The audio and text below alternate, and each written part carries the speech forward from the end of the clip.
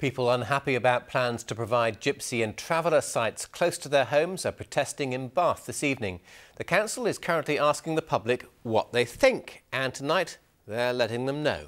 Our reporter Chris James is there for us now. Chris, it looks as if they're letting them know in no uncertain terms.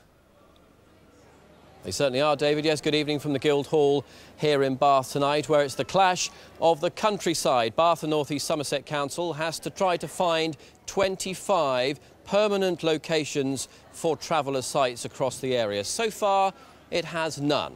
It's looking at a number of places right across the Bath and North East Somerset area tonight, including one in Stanton Wick. It's currently the site of a former colliery, and it's in the Greenbelt.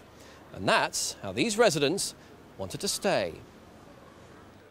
Preparing for battle, villagers of Stanton Wick say they'll fight to keep their countryside as it is. But there are plans on the table to turn this land into a traveller's site, despite the area being just 10 feet from the nearest house.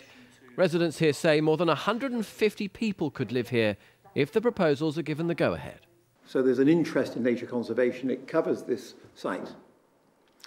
And lastly, I suppose, as important as anything, it dominates our hamlet. We are the nearest settlement, we are the nearest hamlet, and it would dominate us by at least 3 to 1.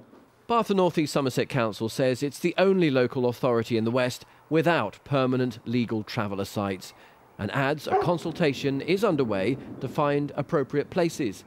Concerns surround the size of the proposed site, 0.8 hectares. The application is for 20 pitches, the equivalent of around 50 caravans. But residents in this village are concerned that the land isn't big enough, sparking worries that the site may spill out onto the meadow behind.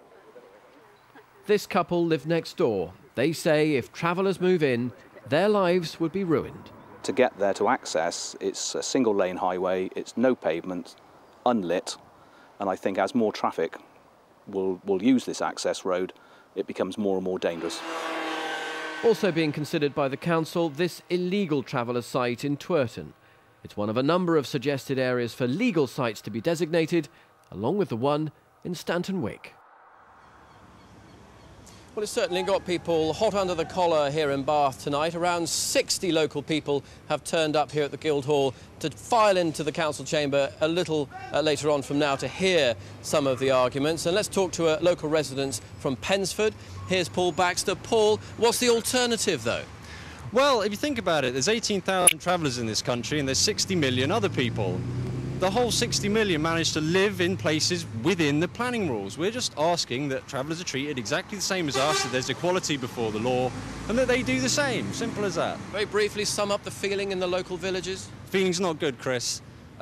People aren't that happy this is taking place. We're the first rural communities outside of Bristol. The Greenbelt means a lot to us. It's what stops us becoming a suburb. OK, all right, Paul, thank you very much indeed. The meeting's about to start here at the Guildhall tonight. The consultation, though, is only just beginning here by Bath and North East Somerset Council. A decision may be expected this evening, if not at a full council meeting on Monday. But if a decision can't be made then either, it may not be till September when that decision will be made. OK, Chris, thank you very much.